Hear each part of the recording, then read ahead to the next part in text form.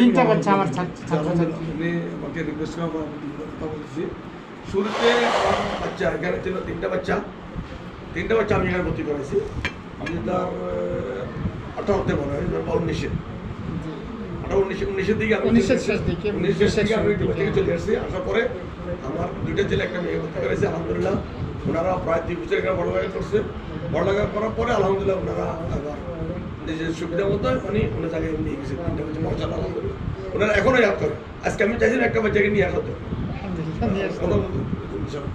আমি আলহামদুলিল্লাহ এই দারুস সালাম মাদ্রাসার সাথে আলহামদুলিল্লাহ মহব্বতের সাথে আন্তরিকতার সাথে আসি। আমাকে ইনশাল্লাহ যে সময় ডাক দিবেন, যে সময় আমাকে ইনশাল্লাহ আমরা সহকর্মী ইনশাল্লাহ আমি থাকবো আপনাদের সাথে।